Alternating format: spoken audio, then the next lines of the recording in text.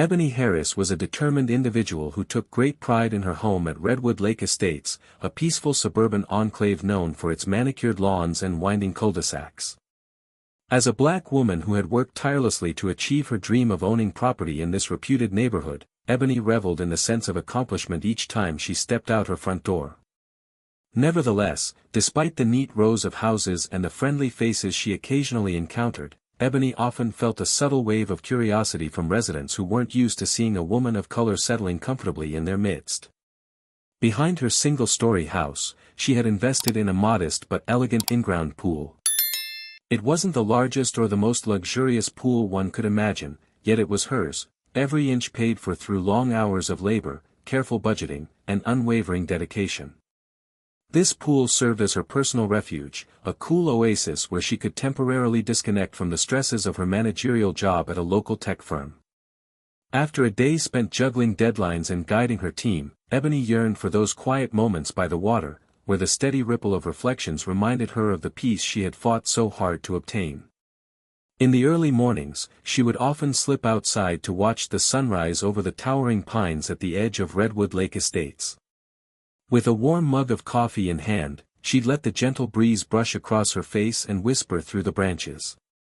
It was these moments, still and serene, that reaffirmed she had made the right choice in purchasing her home. She relished the freedom of deciding when to host summer barbecues around her pool or simply lounge in a floating chair as the setting sun painted the clouds in soft pinks and oranges. Yet, Ebony was not entirely naive to the undertones that existed in her new environment. Redwood Lake Estates boasted a diverse population on paper, but in practice, minority residents remained a small fraction of the total homeowners. Over time, Ebony had caught passing glances from certain neighbors, polite but vaguely disapproving. She couldn't shake the feeling that some people saw her presence as incongruent with the long-standing image of a traditional suburban community. Still, she did her best to maintain a welcoming demeanor and positive outlook, believing that most residents were simply curious or somewhat unfamiliar with anyone breaking the neighborhood's long-held norms. Besides her pool, Ebony found solace in the cozy corners of her home. Whether in the living room with a thick novel in her lap or in the kitchen testing out her grandmother's old recipes, she felt surrounded by the sense of stability she had always yearned for. Every step on her property reminded her of her journey, the sacrifices, the triumphs, and the unyielding ambition that had brought her this far. For Ebony Harris, Redwood Lake Estates was more than a suburban retreat, it was a symbol of perseverance. She felt certain that her little slice of peace, especially her treasured in-ground pool, would shield her from the world's clamor. Little did she know that a single afternoon would upend this tranquility, testing her resilience in ways she never expected. Late one summer afternoon, after finishing her daily swim, Ebony Harris began her routine of cleaning and covering her in-ground pool in her backyard at Redwood Lake Estates. The air was warm, the sun still high in the sky, and the faint hum of lawnmowers could be heard in the distance as neighbors tidied their yards. Normally, she looked forward to this post-swim ritual. There was something gratifying about protecting and maintaining the space she had invested so much time and money in. However, on this particular day, her peaceful routine was abruptly interrupted. What do you think? Where are you watching from? Let us know in the comments, like, share, and don't forget to subscribe for more shocking stories like this. As she knelt by the edge of the pool to secure the last clip of the cover, a voice called out from behind the wooden fence. Moments later, Charlotte Davenport, the newly appointed president of the Redwood Lake Estates Homeowners Association, pushed open the gate leading into Ebony's backyard. Ebony had seen Charlotte before at a community gathering, though they had never exchanged more than polite greetings. Even so, the sudden, uninvited entry caught Ebony off guard. "Good afternoon," Charlotte said tersely, stepping onto the meticulously cut grass. She was a tall, imposing figure with sharply tailored slacks and a clipboard tucked under one arm. "Is there a reason you're covering the pool so early in the day?" Her question had a pointed edge that made Ebony feel uneasy. Ebony rose to her feet, brushing droplets of water off her shoulders. "Hi, Charlotte. I always cover the pool after I'm done swimming. It helps keep out debris and saves energy, too." Charlotte glanced around the yard, letting her eyes linger on the privacy fence, the small garden Ebony had planted, and finally the covered pool.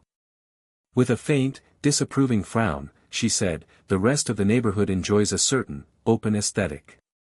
It maintains the community's atmosphere when pools are uncovered and uniform, especially during prime hours." Surprised by the implication that she should be guided by some unwritten rule, Ebony struggled to keep her tone polite. "Well, as far as I know, the HOA guidelines don't dictate how long a pool cover can stay on. Besides, I'm done for the day. I'd rather not leave the water exposed when I won't be using it." Charlotte pursed her lips, tapping her clipboard.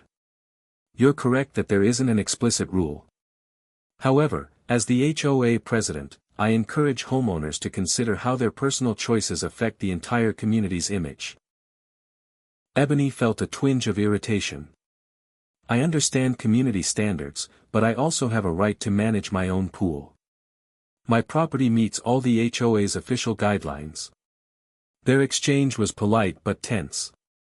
Charlotte's posture and tone suggested an unspoken disagreement, as though Ebony was violating an unwritten standard simply by prioritizing her own preferences. Despite the hostility implied, Ebony remained calm, focusing on the fact that she had done nothing wrong. When Charlotte finally departed, only after glaring once more at the covered pool, Ebony exhaled a slow breath. This was the first direct indication that her quiet routines might be viewed with suspicion or disapproval by her neighbors. She told herself not to overthink it, perhaps Charlotte was simply overzealous in her role. Yet, as she fastened the last edge of the pool cover, Ebony couldn't shake the feeling that this small confrontation hinted at something deeper. It was a reminder that even in a community as pristine as Redwood Lake Estates, not everyone embraced change, or those they perceived as outsiders. Ebony Harris, unsettled by the unexpected encounter with Charlotte Davenport, tried to brush off the uneasy feeling gnawing at her. She retreated indoors, thinking a glass of iced tea and a favorite novel might help her relax. Still, her mind churned over Charlotte's insistence that leaving the pool uncovered was somehow better for the neighborhood's atmosphere. The implication that her personal choices needed to fit a certain mold lingered, stirring questions of whether underlying biases fueled Charlotte's complaint. As Ebony settled into her living room, the sunlight filtering through gauzy curtains, she revisited her brief history in Redwood Lake Estates. She had moved in hoping to find a serene environment, somewhere she could be herself without constant scrutiny. At first, the neighbors seemed friendly in passing. A smile or a nod when walking dogs, a short conversation near the communal mailbox. Nothing had been overtly hostile, and Ebony was used to subtle glances that came with being one of the few black homeowners in the area. Yet, over time, there had been small moments that hinted at something more complex. A neighbor who seemed surprised she could afford a home there. Another resident who made an offhand remark about Ebony's interesting background, as though her success needed an explanation. Those small, needling comments had never escalated to blatant discrimination, but they accumulated into a quiet but persistent sense of otherness. What struck Ebony hardest now was the realization that Charlotte, with her authoritative HOA role, might be the mouthpiece for a broader undercurrent of unspoken prejudice. The veneer of civility in Redwood Lake Estates was generally well maintained. Everyone praised the tree-lined streets and the well-kept yards. But Ebony had read enough accounts and experienced enough coded language in her life to recognize that a politely worded intrusion could still carry harmful intent. That afternoon's exchange replayed in Ebony's mind, Charlotte scanning her yard, clipboard in hand, and remarking on community atmosphere. The subtext seemed to suggest that Ebony's personal habits were incongruent with the neighborhood's expectations. It wasn't a direct accusation, but there was an undercurrent. Perhaps Ebony, an accomplished professional with a property she adored, was perceived by some as an uninvited disruptor. She closed her eyes, taking a slow breath. Maybe Charlotte's remarks were no more than a neighbor's misguided priorities. Maybe Ebony was overthinking it. She wanted to give the benefit of the doubt. After all, Redwood Lake Estates wasn't an explicitly hostile place. If anything, it was the quietness that unnerved her, the veiled suggestion that she was being judged in hushed tones, rather than anyone openly discussing concerns. Unable to shake the tension, Ebony decided to confide in a friend. She picked up her phone and called Fiona Brooks, a close colleague who lived in a nearby city. Fiona, also a person of color, immediately caught on to the situation. "Girl, this sounds like it's more about you than the pool," Fiona said bluntly. "They might not say it to your face, but you can tell when people have a problem with you just for existing where they think you don't belong." Ebony sighed, swirling her iced tea. "That's exactly how it felt. She basically told me not to cover my own pool so early. It's my property." But it was her tone that really got to me, like I owed her an explanation. Fiona's voice softened. "Don't let her rattle you. It's your home. You earned it. If she's got an issue, she can take it up with the HOA rules, which clearly say nothing about pool covers." Ebony nodded, feeling marginally better at the reminder that she wasn't in violation of any regulation. However, she couldn't quite dismiss the unease. "Thanks, Fiona. I appreciate it. I guess I just need to be prepared if something else happens." For the rest of the evening, Ebony tried to focus on her book, a well-worn hardcover she'd been meaning to finish for months. But her mind kept wandering, replaying Charlotte's critical gaze. She could practically hear the unspoken message beneath Charlotte's words: "Conform to our unwritten norms, or you'll stand out." Despite her misgivings, Ebony resolved to give Redwood Lake Estates, and Charlotte, another chance. Maybe this was just a misunderstanding. She remembered her own determination when she bought the house. She wasn't going to let vague disapproval scare her away from living life on her own terms. She had faced down larger hurdles than an overbearing HOA president. Still, she couldn't shake the sense that a boundary had been crossed. The next day, Ebony took extra care to check the official HOA guidelines, verifying once again that her pool setup was fully compliant and that covering it at any time was her prerogative. She wanted no surprises if Charlotte decided to escalate the matter. Yet, as she typed away on her laptop, scanning through the association's bylaws, she felt a persistent knot in her stomach, a premonition that Charlotte's issue with her wasn't merely about a pool cover. By the time she shut down her computer, the sky had darkened, and the quiet hum of cicadas drifted through her open window. She glanced outside at the moonlit surface of her covered pool, feeling a twinge of sadness that this place of refuge had suddenly become a source of conflict. Yes, Redwood Lake Estates remained picturesque, but Ebony wondered how many unseen battles were waged behind those pristine hedges and flower beds. In that moment, she vowed to stay true to herself. Regardless of Charlotte's stance or the subtle undertones of prejudice, Ebony refused to surrender the peaceful life she had worked so hard to create. If it came down to defending her rights and her dignity, she would be ready. A week passed without further confrontation from Charlotte Davenport.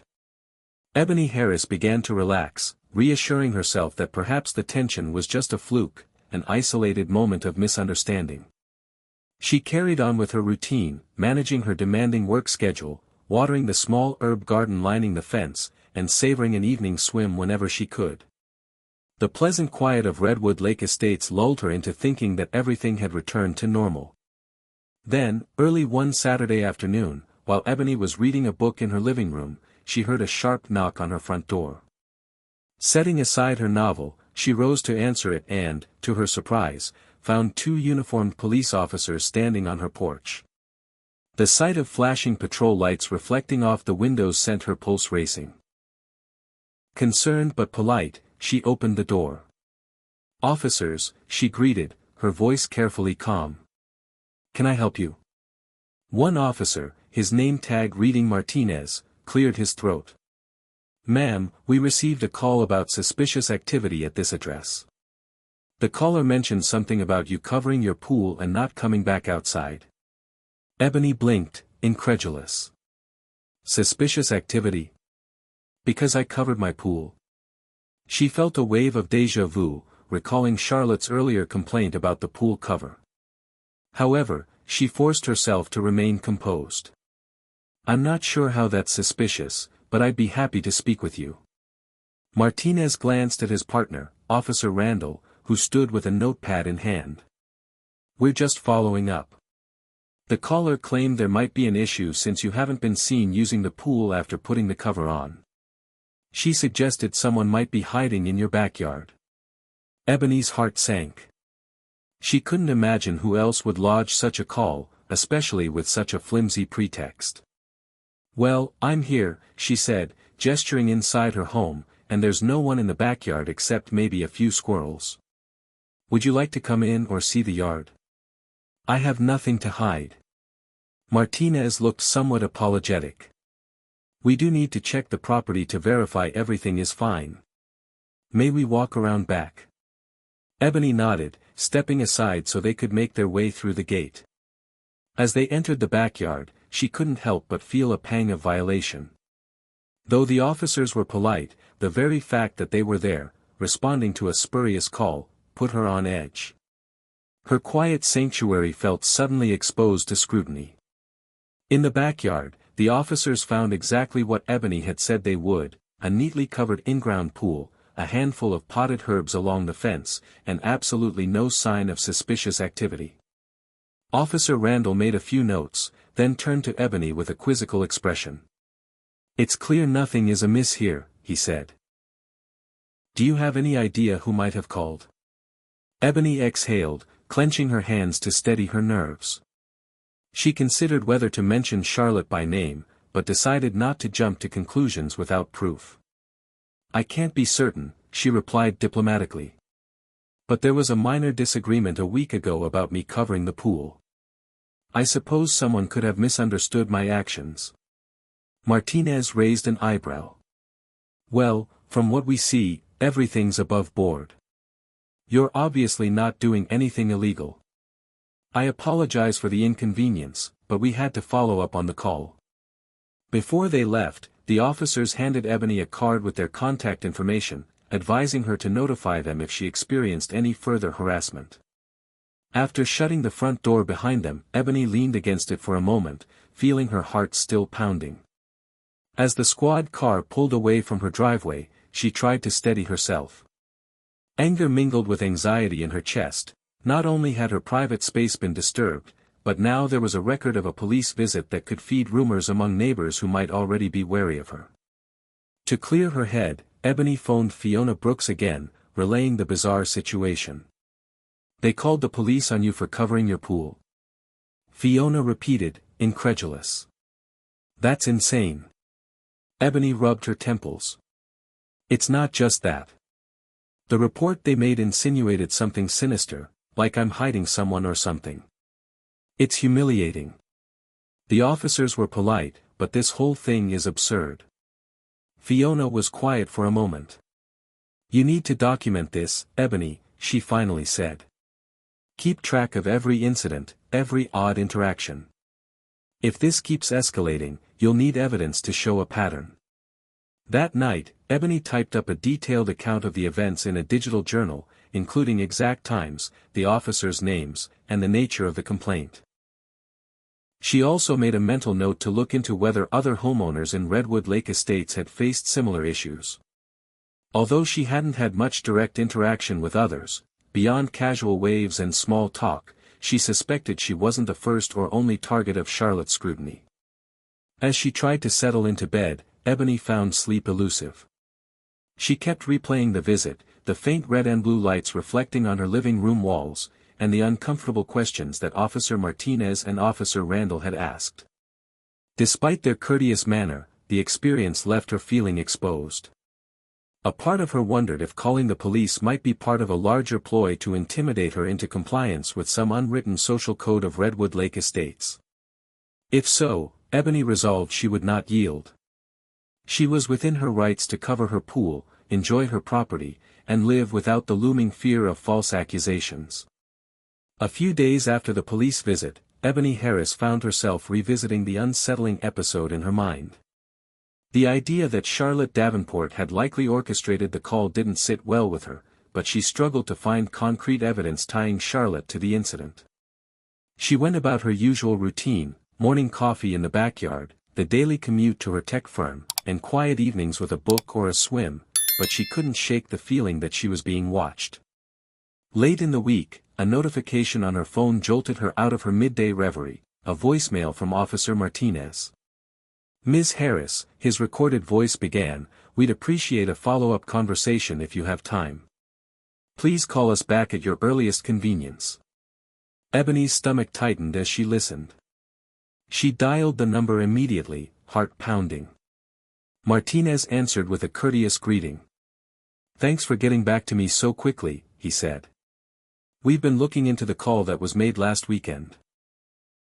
It appears the 911 operator noted the caller's name as Charlotte Davenport, listing an address here in Redwood Lake Estates. Ebony exhaled sharply, her suspicions confirmed. "I had a feeling," she replied. "I still don't understand why she would call the police over me covering my pool." "That's what we wanted to clarify," Martinez continued. "Ms. Davenport claimed she saw unusual behavior, and was worried there might be trespassing. But based on our visit and your statement, there was no evidence of wrongdoing." Ebony felt a wave of relief that the officers believed her. "I'm glad that's clear," she said softly. "She must have exaggerated or fabricated the claim." Martinez hesitated. "We also asked her to provide any recordings or photos she claimed to have. She hasn't produced anything so far. Without any proof to support her story, we're treating this as a possible misuse of emergency services." A spark of indignation flashed within Ebony. Charlotte had not only invaded her peace but had also wasted police resources. "Is there any action you can take?" she asked cautiously. "Right now, we're compiling all the information," Martinez explained. "We'll speak to Ms. Davenport again, and if necessary, the department might file a report about filing a false police complaint. In the meantime, please stay vigilant. Let us know if she contacts you or if there are any further issues." Ebony thanked him and ended the call, feeling a mix of apprehension and validation. The police were skeptical of Charlotte's claims and seemed to grasp that Ebony was an unwitting target. That evening, she sat on her back porch, gazing at the dark waters of her covered in-ground pool and mulling over the strangeness of her predicament. On one hand, she was heartened that law enforcement had recognized the baselessness of Charlotte's accusation. On the other, she was wary that this might spur more conflict if Charlotte felt threatened by the scrutiny. The next day, Ebony's schedule was hectic. She worked a half-day at the office before heading to a department luncheon, trying to keep her mind off neighborhood drama. When she returned home mid-afternoon, she found a glossy, trifold pamphlet taped to her front door. An official notice from the Redwood Lake Estates Homeowners Association. Inside was a summary of new, community standards, proposals, including bullet points about fence heights, holiday decorations, and, notably, guidelines on pool usage and aesthetics. Scanning the pamphlet, Ebony frowned. The suggestions were phrased politely, but she couldn't help noticing a line stating, "Homeowners are encouraged to keep pools uncovered during daylight hours to maintain a unified neighborhood appearance." While not explicitly mandatory, it felt suspiciously targeted. She bristled at the nerve of Charlotte and her HOA committee. It was as though they were searching for a loophole to control how she enjoyed her property. That evening, Ebony called Officer Martinez back, not to file a formal complaint, but to update him on the HOA's new push. "It might be nothing," she admitted, "but I have a feeling Ms. Davenport is behind this. She's basically trying to rewrite the rules to justify her behavior." Martinez seemed sympathetic. "It's good you're documenting everything. If any official rule changes occur that infringe on your rights, you could consult an attorney. But for now, keep track of any direct harassment. We'll see where our investigation leads." Though somewhat reassured by the officer's advice, Ebony still felt uneasy. She confided in Fiona Brooks once more, venting her frustration at the lengths Charlotte seemed willing to go. "I never asked to be singled out," Ebony said tiredly. "Why can't she just leave me alone and let me follow the existing rules? I'm not doing anything against the HOA code." Fiona's response was resolute. "Because people like Charlotte don't want to see others who don't fit their image of a typical resident. You cover your pool or you sit inside your house, and that's enough to set them off." She's policing your every move. That night, Ebony composed an email to a local legal aid organization, inquiring about her rights if the HOA tried to enforce regulations that weren't officially approved. She also mentioned the false police call in her message, hoping a professional might offer advice on whether she had grounds to contest the harassment. Although no immediate response came, the act of writing everything down, putting the entire series of events into coherent words, offered her a measure of comfort. A sense of determination took root. She was done feeling powerless. If Charlotte persisted in her baseless accusations or manipulated rules to corner Ebony, Ebony intended to fight back. As she prepared for bed, Ebony whispered to herself, "I'll protect what's mine." In her mind's eye, she pictured her peaceful backyard, the shimmering surface of her pool, and the sense of serenity she felt when floating on a warm afternoon. No one, not even a powerful HOA president, would rob her of that hard-earned tranquility without a fight. At the crack of dawn the next morning, Ebony Harris sat at her dining table, laptop glowing in the early light. She rubbed the sleep from her eyes and typed a search query for Charlotte Davenport, Redwood Lake Estates, and any mention of disputes or legal troubles. After the revelation from Officer Martinez that Charlotte had filed a questionable police report, Ebony wanted to see if there was a pattern. The results were sparse. Like many homeowners, Charlotte wasn't a public figure, so her digital footprint appeared minimal. Still, Ebony combed through local community boards, scanning for any mention of HOA controversies. Eventually, she found a brief thread on a neighborhood forum that referred to issues with the new HOA president's approach, though no specific details were given. Most replies were vague, with a couple of homeowners complaining about excessive policy enforcement.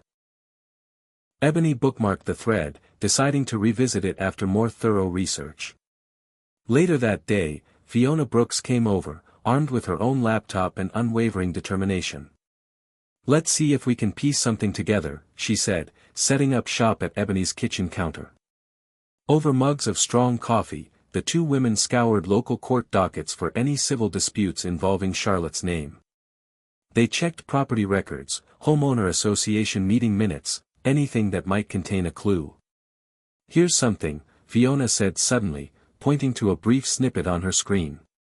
A year ago, someone named Davenport filed a complaint against a resident in another development called Pinecrest Meadows, claiming improper yard maintenance. The case was dismissed. "You think that's her?" Ebony leaned over to look. The address and first name didn't match exactly, but the broader context of an HOA-related complaint raised suspicions. Davenport isn't that rare a name, but it's worth noting. Especially if she's the type to make official complaints that don't stick. They kept digging, finding scattered references to a C. Davenport in various online discussions about strict HOA policies. Some residents complained about being cited for trivial matters, a basketball hoop left in a driveway, a porch light bulb too bright, or a fence painted a slightly different color than the approved palette. Ebony couldn't confirm all these were about Charlotte, but the pattern of overreach seemed striking. Eventually, they needed a break. Ebony stood and stretched her arms. "This might be a dead end," she sighed. "She probably hides her tracks well." Fiona shook her head, still scrolling. "Let's not give up yet. Sometimes you have to follow the digital breadcrumbs." She paused, squinting at the screen. "Here. A public records site shows a Charlotte Marie Davenport was cited for misusing resources in an unincorporated neighborhood about 2 counties over." Intrigued, Ebony hovered by Fiona's shoulder.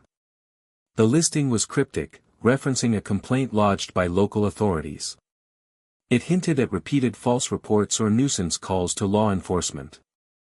The record was dated nearly 3 years ago. Though it never reached a full trial, it appeared Charlotte had agreed to pay a fine to settle the matter. Ebony's eyes widened. Misusing resources? That could be exactly what Officer Martinez suspected, filing false or frivolous complaints. Her pulse quickened at the thought that Charlotte had a documented history of pressing baseless accusations. If so, it lent weight to the idea that Ebony wasn't simply a random target, but the latest in a series of scapegoats Charlotte had singled out for her own reasons. Without jumping to conclusions, Ebony saved screenshots and all relevant links, planning to share them with Martinez. She also noted references to local press coverage that might provide additional details. While she wasn't certain it was the same Charlotte Davenport, the timeline and behavior patterns made Ebony feel there was enough smoke to suggest a fire. Emboldened by these findings, Ebony decided it was time to gather support among her neighbors. The Redwood Lake Estates HOA had monthly meetings, typically in the community clubhouse near the entrance of the neighborhood. She resolved to attend the next one, not just as a passive observer but as someone prepared to confront the president if needed. To test the waters, Ebony went door to door along her street that evening. She started with the home of Rita and Paul Zimmerman, a retired couple known for their friendly smiles and abundant rose garden. They welcomed her warmly, ushering her into the living room. After polite small talk, Ebony broached the subject. "Has Charlotte Davenport ever approached you about any so-called violations?" she asked carefully. The Zimmermans exchanged a glance. Rita answered first, speaking in a hushed tone. "We've had a few notices from the HOA about minor things, like placing a small decorative flag on our porch. It felt nitpicky, and we suspected Charlotte was the one who reported it." Paul nodded in agreement.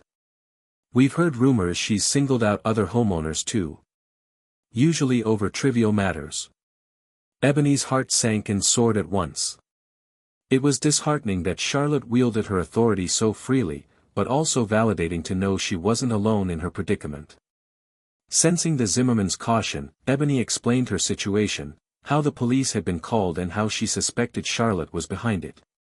The couple reacted with sympathy, sharing that they'd heard about the squad car but hadn't realized Ebony was the target.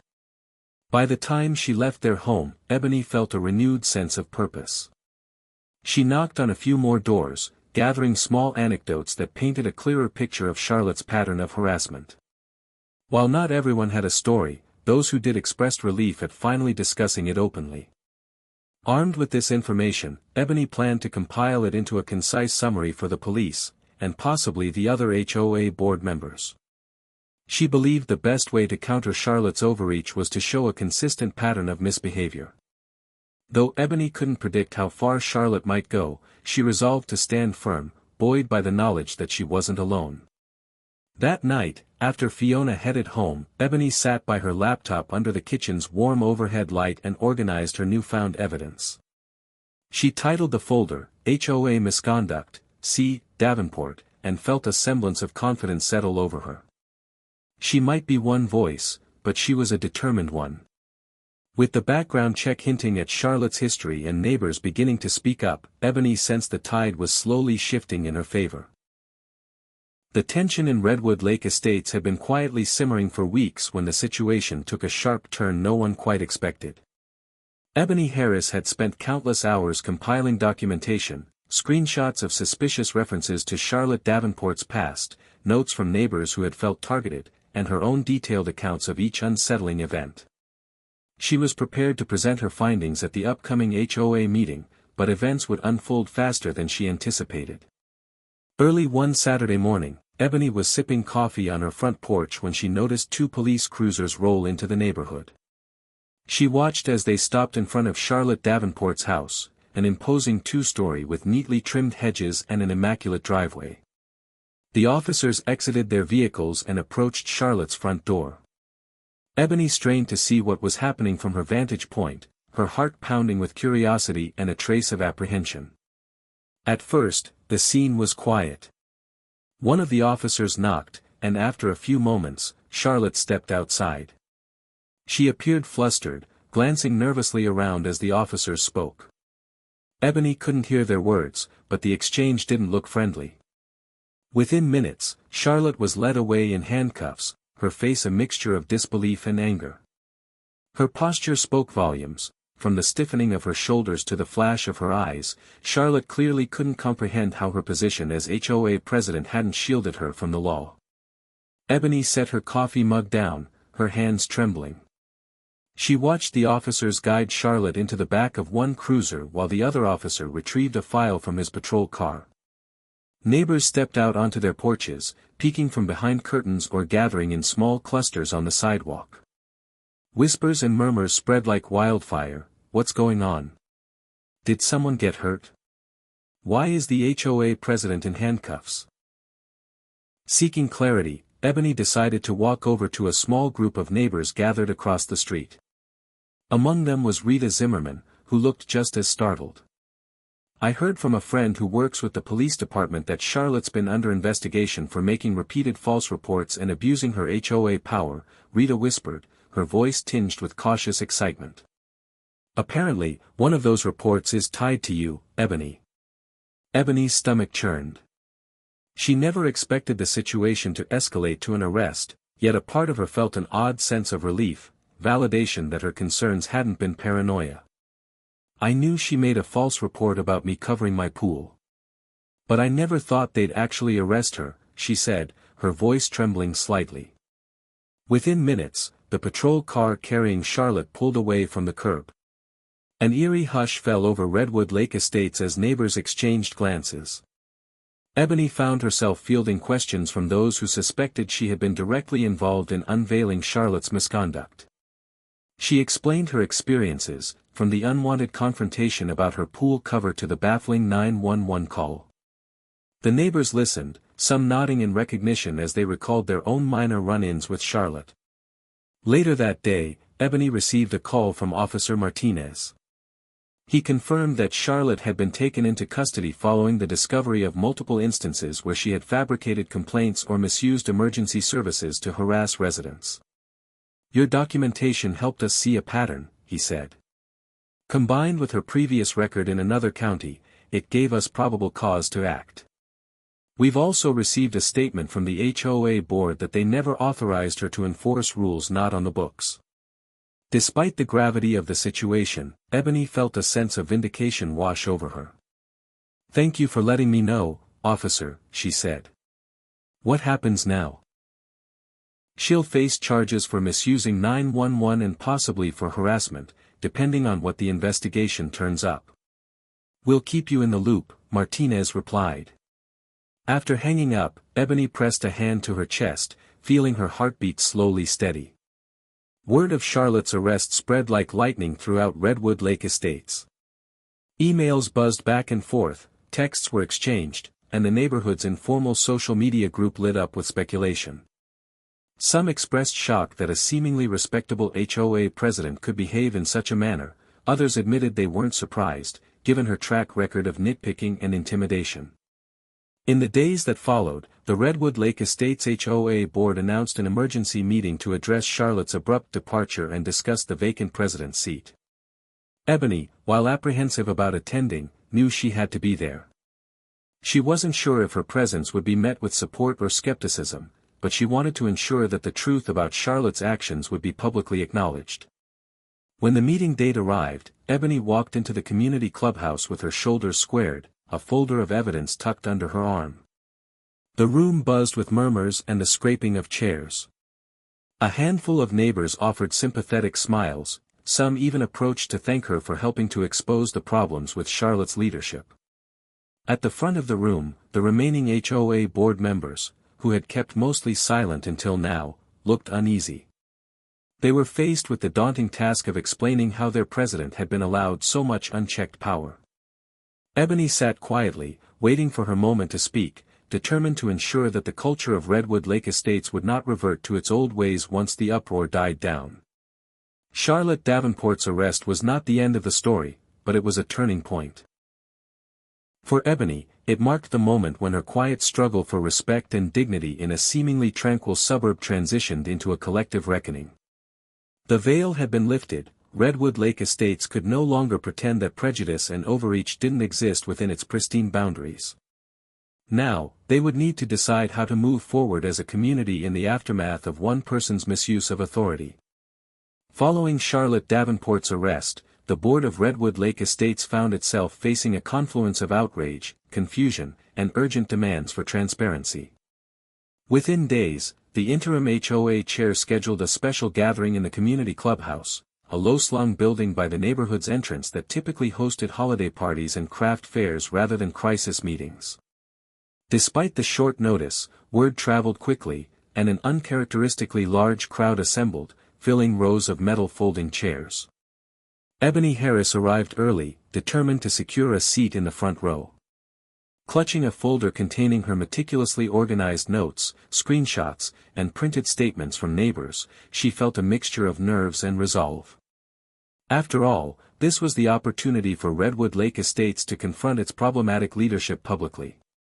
With Charlotte under arrest, the remaining HOA board members were expected to either step up or risk being tarnished by association. At precisely 7 p.m., the interim chair, a soft-spoken man named Douglas Gentry, rapped a gavel against the podium. "I'd like to call this special meeting of the Redwood Lake Estates Homeowners Association to order," he began, his voice trembling slightly. "We are all aware that recent events have cast a spotlight on certain practices within our organization. We intend to address these issues openly and honestly." A hush settled over the attendees. Ebony spotted Rita and Paul Zimmerman in the crowd, alongside a growing number of residents who had quietly endured Charlotte's overreach.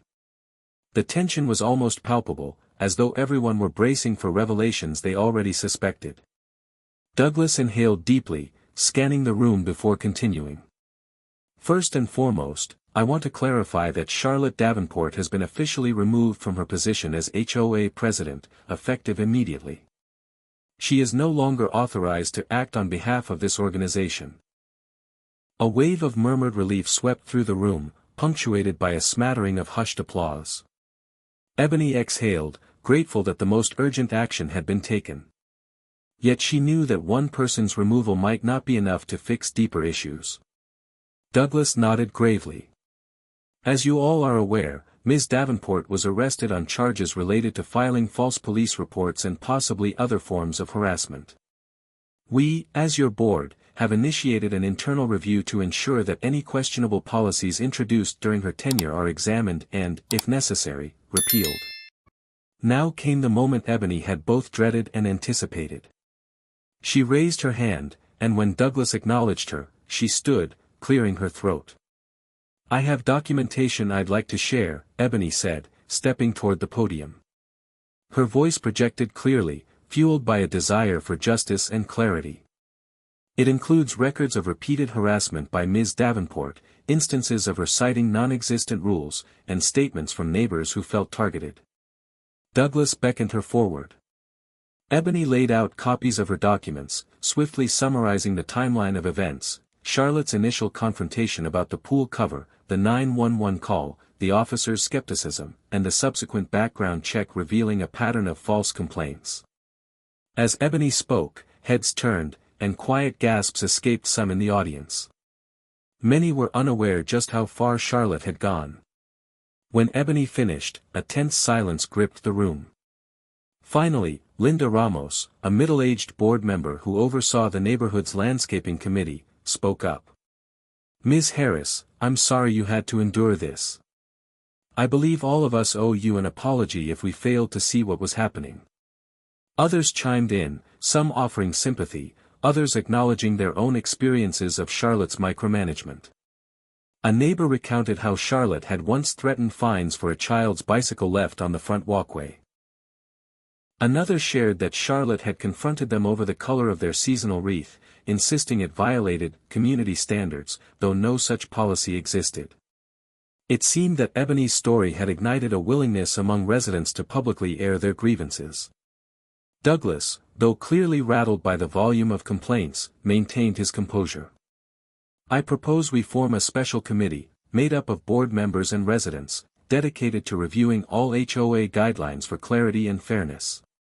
We will also thoroughly investigate any actions Charlotte took on behalf of the association that may have been unauthorized or unethical." A chorus of agreements echoed through the clubhouse. The wave of relief among those gathered was unmistakable. While some might have feared that removing Charlotte would leave a leadership void, the sentiment now was one of cautious optimism. At least Redwood Lake Estates was addressing the problem rather than sweeping it under the rug. Ebony felt a lump form in her throat as she realized the importance of what was unfolding. Real change was happening, driven by neighbors willing to speak up. She was grateful for the opportunity to contribute and, more importantly, to be heard. It wasn't lost on her that she had faced a unique kind of scrutiny from Charlotte, one likely rooted in prejudice, but tonight, the crowd appeared united in their resolve to dismantle the flawed system that allowed such behavior to thrive. Before the meeting adjourned, Douglas asked Ebony and several other volunteers to join the newly proposed committee. Ebony accepted, and for the first time in weeks, she felt a genuine sense of belonging. As the rows of chairs emptied and the lights dimmed, she lingered in conversation with neighbors who had once been little more than distant faces. They discussed potential reforms, from clarifying bylaws to instituting an anonymous complaint process that would prevent future abuses of power. Walking home under the soft glow of street lamps, Ebony reflected on the sudden turn her life had taken. Only a short time ago, Redwood Lake Estates had felt like hostile territory, a place where she was under constant watch. But now, as she passed the quiet, neatly kept houses, she felt a stir of hope. By bringing the truth to light, she had played a role in dismantling a toxic dynamic that had festered too long. There was no guarantee that life in Redwood Lake Estates would be perfect from here on out, but the community's collective step toward accountability was undeniable. And in that, Ebony found renewed faith in the idea that one voice, backed by the courage to speak up, could indeed spark meaningful change. In the weeks that followed Charlotte Davenport's removal as HOA president, Redwood Lake Estates underwent a quiet but significant transformation. The special committee formed during the emergency meeting got to work immediately, sifting through outdated bylaws and removing ambiguous language that had allowed a single individual to exert undue influence. Residents who had previously felt isolated or intimidated came forward with suggestions to improve the neighborhood's sense of cohesion. One of the first reforms enacted was a clearer set of HOA guidelines, drafted by the committee that included Ebony Harris, Rita Zimmerman, and several others. This revamped document focused on transparency, fairness, and inclusivity, making it more difficult for anyone to wield authority unilaterally. The guidelines also emphasized respectful communication, outlining steps for resolving disputes without resorting to drastic measures like calling the police over minor concerns. Alongside these policy changes, a new spirit of community engagement took hold. The neighbors organized block parties where families shared food, games, and conversation. Ebony's contribution involved hosting a poolside gathering, where she happily invited people to swim or lounge near the water she once felt compelled to keep hidden. Children splashed under the sun, while adults chatted freely, bridging gaps that had existed for too long. In the past, Redwood Lake Estates had been known for its manicured lawns and picturesque houses. Now, it was gaining a reputation for unity and openness. Even the HOA board meetings felt different. Gone was the tense atmosphere of suspicion that once pervaded every discussion. Instead, homeowners shared ideas on landscaping, community events, and improvements to shared amenities. Ebony, for her part, discovered an unexpected role as a neighborhood advocate. Her involvement in uncovering Charlotte's abuses earned her a level of respect she hadn't anticipated. Residents often sought her opinion on HOA-related matters, grateful for her willingness to speak up when something seemed wrong. Although she had never envisioned herself as a community leader, Ebony found fulfillment in helping Redwood Lake Estates evolve into the inclusive haven she had always hoped it would be. While not every issue vanished overnight, no neighborhood was perfect, Ebony noticed that most people were genuinely trying to keep an open mind and foster good neighborly relations. The petty criticisms over pool covers and porch flags gave way to constructive feedback about neighborhood beautification and social events. Everyone began to see that cooperation, rather than intimidation, was key to maintaining a peaceful and pleasant environment. Standing on her back deck one afternoon, Ebony surveyed the sparkle of her in-ground pool in the sunlight. She recalled the turmoil that once surrounded this simple luxury. Now, the pool stood not just as her personal refuge but as a symbol of resilience and cooperation. Against all odds, Redwood Lake Estates was learning to treat every homeowner with dignity. A change that would outlast any single HOA presidency. As the dust settled from the dramatic events that had rocked Redwood Lake Estates, a new chapter began. With Charlotte Davenport removed from power, the community rallied behind a collective vision of accountability and respect. People who had once viewed each other only in passing started engaging in candid conversations about what kind of neighborhood they wished to create. Ebony Harris played a pivotal role in this transformation, though she often felt surprised by her newfound position as an informal spokesperson for fairness. With her soft-spoken demeanor and steady determination, she encouraged residents to speak out whenever they noticed bias or unfair treatment. The reforms enacted by the HOA committee, now led by a more balanced mix of board members, served as a guiding framework for resolving issues before they escalated into major disputes. One outcome of these changes was the establishment of a neighborhood watch with care.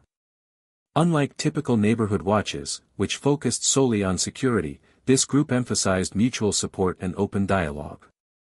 Volunteers patrolled the streets not just to deter crime, but also to check on neighbors who might need assistance.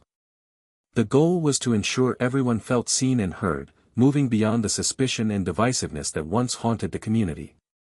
Through these initiatives, neighbors discovered surprising commonalities. The single mother down the street who needed help with childcare found support from a retired couple eager to babysit their grandchild's playmate. A teacher returning from evening classes felt safer knowing her neighbors were looking out for her.